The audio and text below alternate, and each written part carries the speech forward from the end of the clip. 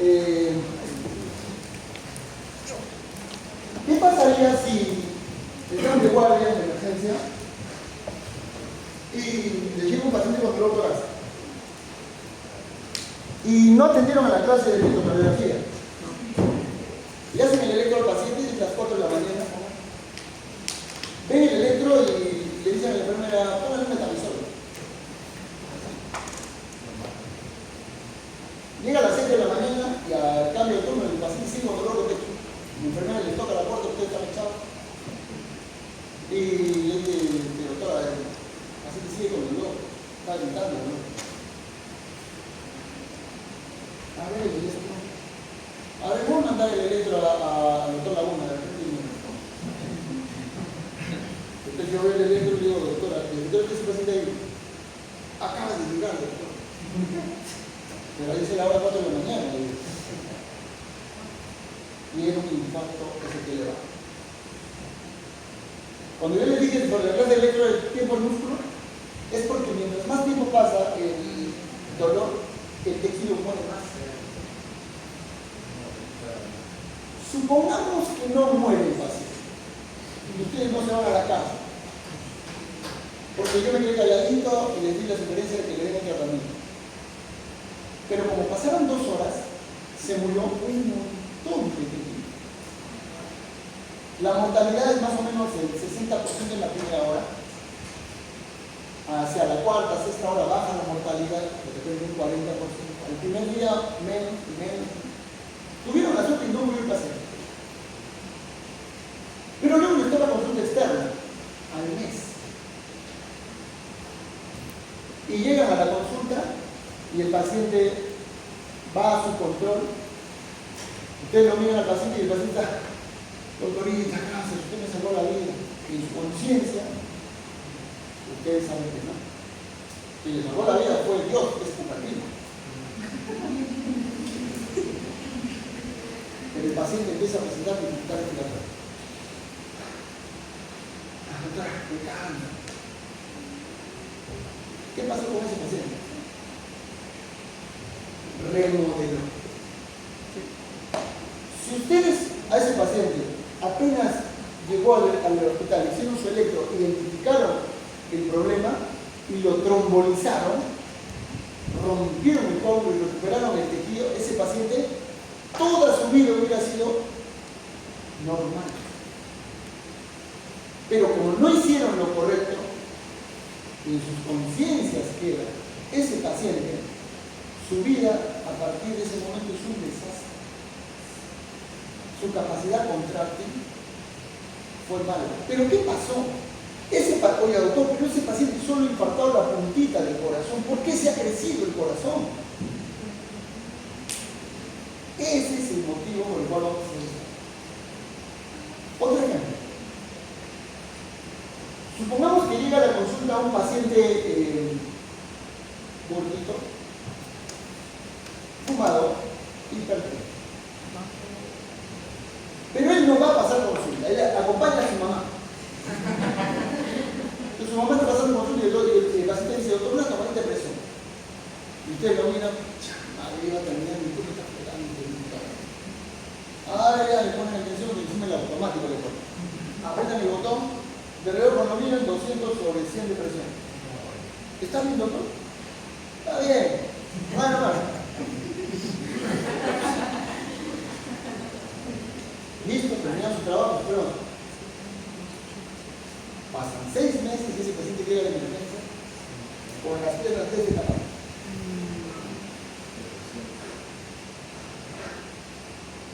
¿Qué pasó?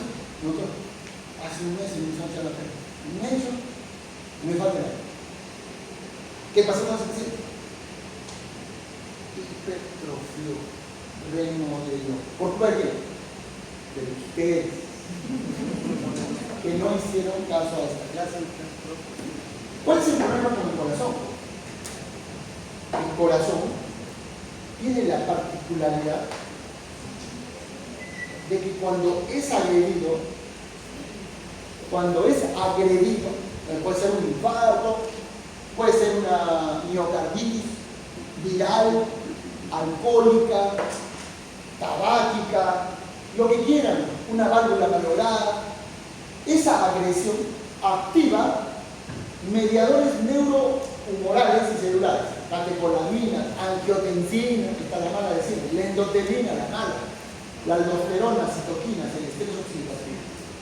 Y eso produce en el corazón remodelamiento cardíaco y vascular, que provoca en estas estructuras cambios en el genoma a nivel molecular celular, hipertrofia de miocitos, cambios en el intersticio, apoptosis y necrosis de las células miocárdiicas. De esa manera el corazón empieza a disfuncionar, al principio asintomático, y luego ya llega a la consulta como lo estamos describiendo ahora, clínicamente desconocido. Entonces, ¿qué es el remodelamiento cardíaco? Son todos los cambios a nivel molecular, genómico, celular e intersticial del tamaño, la forma, geometría y la función del corazón luego de una agresión. ¿Qué lo agrede al corazón? La hipertensión, enfermedad coronaria, etcétera, etcétera, etcétera. Cosas que nosotros a veces vemos en la consulta y que podemos frenar y evitar. Entonces, ¿qué factores son ellos? Neurotransmisores, la noradrenalina a la cabeza. Oye, doctor, no es que la noradrenalina es la buena. Todo es bueno en el cuerpo, pero cuando es excesivo, ahí está el problema. Doctor, ¿puedo comer? ¿Qué no debo de comer? Me preguntan los pacientes. Señor, yo puedo comer lo que quiera, pero no excesivamente. Sal, grasas, harinas, dulces. Pero puede comerlo, pero menos de lo que normalmente. Hormonas a la cabeza, angiotensina 2 y aldosterona, esos no son malos cuando son excesivamente sintetizados. Factores de crecimiento y algunos otros de tipo miotrófico. El corazón normalmente es 50-50 entre las células musculares y las células intersticiales, solo que la mayor parte de las células, el 80%, el volumen que ocupan las células musculares, pero las células intersticiales son 50-50. Las células musculares normalmente ya no proliferan, no es como un número de células y no proliferan, lo que hacen es aumentan su masa. Eso es lo que se logra. En cambio, el tejido vascular y el intersticial, eso sí se pueden reproducir. Entonces, cuando tú tienes un corazón que hace insuficiencia, la característica es que el corazón aumenta su tamaño, hipertrofia y luego se dilata. Pero en algunas ocasiones, bueno, la fisiología dice que los miocitos en realidad no deberían de aumentar su tamaño, pero cuando son agredidos, expresan proteínas fetales que les permite producir hipertrofia de su masa, aumentan su masa. Entonces, cuando es sometido a una sobrecarga de trabajo el miocardio, lo primero que va a pasar es, van a empezar a morir células miocitarias. Disminuye la fuerza de contracción del corazón, dilata el ventrículo, se desorganiza la matriz extracelular. Porque normalmente, como yo les decía, las células miocitarias o los miocitos están bien ordenaditos. Pero cuando hay una hipertrofia, es desordenada. Es como si las células estuvieran totalmente desordenadas. La transmisión de la contracción es inadecuada, ¿no? Porque ya dijimos que para que se contraiga el corazón tiene que haber una perfecta coordinación, un movimiento sincitial de célula con célula. Pero cuando están muy alejadas, algunas se contraen, otras no, y la fuerza general de contracción es menor. Entonces, durante la hipertrofia, los miocitos se tornan más grandes, pero no se dividen. En cambio, las células no musculares sí proliferan. El intersticio prolifera. Entonces, si antes había entre el doctor y la doctora un tejido intersticial pequeño, bien organizadito, luego la doctora va a estar por allá y todo este intersticio va a estar lleno de fibrosis. Entonces la conducción eléctrica del doctor y la doctora va a ser inadecuada. Y empiezan a producirse las arritmias, que al final te llevan a la muerte súbita. Entonces, hipertrofia del miocito, fibrosis, deterioro del miocito y apoptosis. ¿Qué es la apoptosis? Normalmente cuando uno muere, apesta, ¿no? Una vez una paciente estaba al frente y el paciente le decía, señor, tienes que dejar de fumar, digo, ¿no? Y el paciente me dice, doctor, ya tengo un problema de memoria con él. Entonces yo le iba a replicar algo, pero la señora, su mamá, lo mira y le dice, muérete, pero no apestes. ¿Qué significa? Que si se muere, porque lo bueno fuera que se muera, ¿no? Normalmente los fumadores hacen SS. ¿Y quién carga con el muerto cuando el paciente está parapléjico? La familia. ¿No? Entonces, cuando muere una célula, normalmente produce energía, produce desechos. Hay un consumo de energía. La apoptosis no es una muerte bonita. Es un muerto que no cuesta. Y así es como mueren las células normalmente, ¿no? En cambio, cuando en estos pacientes se produce necrosis y apoptosis, hay una disminución de las células progresivamente. Entonces, miremos, una célula normal, una célula desorganizada, una célula hipertrófica excéntrica, una célula hipertrófica concéntrica y una célula fisiológicamente hipertrofiada. Por ejemplo, los atletas tienen estas células.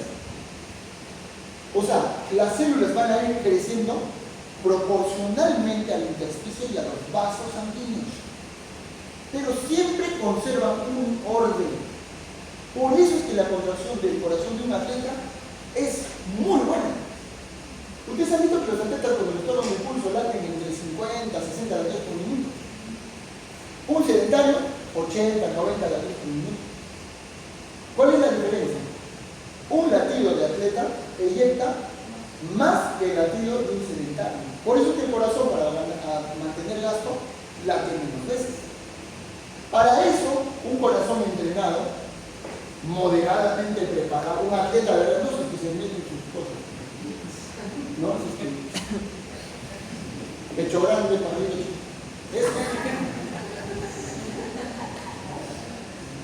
En cambio, un hipertenso hace esto. Una hipertrofia concéntrica.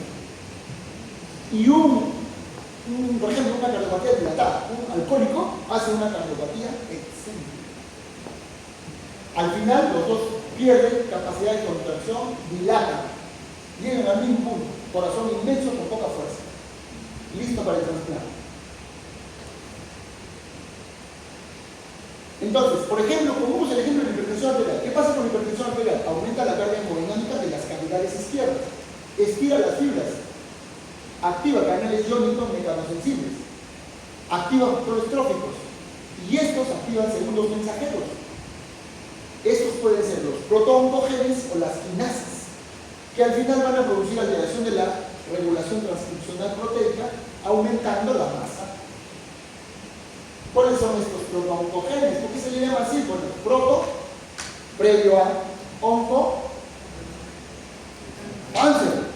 ¿No? ¿Qué son? Son virus que cuando infectan a la célula hacen proliferar de modo incontrolado, como el cáncer.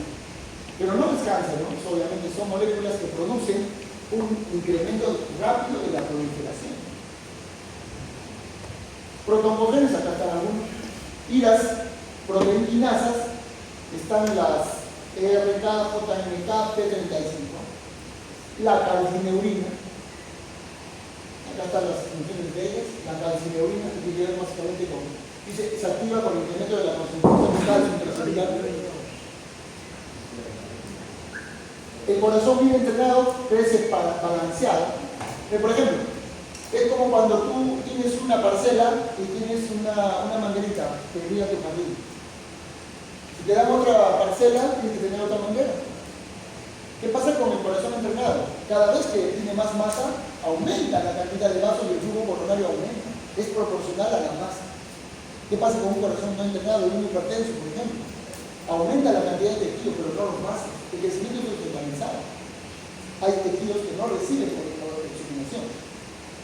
Entonces hay una desproporción en cuanto al crecimiento del músculo y la vasculatura del vaso. En cambio, un corazón de atleta es todo bien ordenado. Entonces hablamos de hipertrofia concentrada y de Causantes potenciales de disfunción ventricular, el desbalance energético, ya les dije, vasos menos que el tejido, disminución de los miocitos por necrosis o apoptosis, alteración de la matriz del tejido conectivo, cambios en la función genética, etc. ¿Cuáles son los factores extracelulares fuera de la célula que regulan el crecimiento? El estrés de pared. Cuando tienes un hipertenso, la hipertensión golpea contra la pared del endocardio del ventrículo izquierdo. Ese incremento de presión aumenta externamente la carga y produce estrés a nivel de la pared. Eso activa canales iónicos de membrana que producen estiramiento e hipertrofia. Entonces, en un hipertenso usted va a encontrar un corazón más grueso de lo normal, por este mecanismo extracelular. Cambios bioquímicos, neurohormonas, factores de crecimiento. El resumen. Por ejemplo, la angiotensina 2, ¿cómo actúa? La angiotensina 2 es vasoactivo, proliferativo, prooxidatorio, permeabilizante. Al LDL, al LDL oxidado, estimula protontogénesis, factores de crecimiento, produce vasoconstricción y eso produce aterosclerosis, que es parte también de la remodelación cardíaca. Entonces, aumenta la carga en la insuficiencia cardíaca. Aumenta la carga, aumenta la hipertrofia, se compromete la función del miocito, dilata el ventrículo y se remodela el corazón. ¿Qué puede producir este remodelado? De lejos el infarto del miocardio. Como les decía, basta que haya una porción del miocardio comprometida, todo el resto del músculo se dilata. O sea, no solamente la parte infartal, sino, entonces, ¿qué hago yo con estos pacientes? Si yo tengo un paciente que me llevo ponte a la segunda hora, infartó, y yo lo pongo a la segunda hora, ya sé que el tejido está muerto. ¿Qué tengo que hacer? Inhibir la angiotensina 2, ¿no? O inhibo su síntesis o bloqueo sus receptores. Le doy un qué. Su captopril. Oye, doctor, ¿pero está tomando captopril si no es hipertenso? Infarto. Ah, ya, usted le hago para evitar remodelado. ¿Qué más le doy? Un inhibidor de aldosterona. Dijimos que la aldosterona. ¿Quién inhibe la aldosterona? Los ahorradores de potasio. Y espironolactona, le doy eso. Luego, tengo que inhibir a las catecolaminas, la noradrenalina, es el peor. ¿Qué le doy? Un beta-bloqueano. Su bisoprolol, Entonces, cuando yo intervengo en un paciente que ya tuvo un infarto, que es hipertenso, tiene una válvula mal, tengo la obligación de darle todos los medicamentos que inhiben todo lo que hemos mencionado. Neurotransmisores, hormonas, todo lo que deteriora el músculo. Van a pasar 5 años y el paciente va a venir. ¿Qué tal? ¿Cómo va? Chévere, doctor. ¿Estás haciendo ejercicios? Muy bien. ¿Estás tomando pastillas? ¿Bajó de peso? Sí, doctor. Pero esos días no puedo correr 5 kilómetros antes corría. Ahora estoy corriendo 2 nada más. Ya bueno. Por lo menos, ¿no? Pero puede subir al infarto. ¿Qué significa que al infarto? Sobrecarga de presión, hipertensión arterial. Sobrecarga de volumen, por ejemplo, insuficiencia renal. Enfermedad inflamatoria del músculo. Todas estas producen remodelado. Cuando cojamos cualquiera de estas enfermedades, intervenamos a tiempo. Hipertrofia y circulación coronaria, lo que les decía. A más músculo tiene que haber más angiogénesis. Y lo patológico es que no haya angiogénesis. Ahí se produce el desbalance y la isquemia. Hipertrofia y alteraciones electrofisiológicas. Los que les explicaba. Mayor tejido intersticial, arritmias, muerte súbita. Las cosas, ¿no? Miren, corazón remodelado, ¿no? El infarto se produjo aquí, a las horas o días. Esta es la zona infartada, se adelgaza, pero todo el corazón crece. Pero si yo aquí, en el momento en que hice el infarto, este fue cuando a las 4 de la mañana, el ejemplo que les conté. Ya, acá es fuera a las 6 de la mañana. Si yo acá intervengo, mi corazón está nuevecito. Si yo acá intervengo y le doy su captopril, le doy su espironolactona, su propranolol, su prolol, su atorvastatina, su antiagregación, bien bonito, lo trato a su paciente, el corazón queda así. Si no le doy nada, va a pasar 6 meses y encuentro el corazón así. ¿Ya para qué? Ya no sirve todo. Ya perdió fuerza. Conclusión, la hipertrofia es inicialmente un mecanismo de adaptación fisiológica del corazón a una enfermedad y no es una enfermedad en sí misma, pero la insuficiencia cardíaca indica los límites e imperfecciones del proceso adaptativo. Cojamos el enfermo y tratémoslo oportunamente para que no tengamos que llegar a una situación compleja e irreversible, que puede ser tu mamá, tu papá o tu tío. Listo, doctor. Les paso esta clase, las 4 y la que me falta de principios físicos de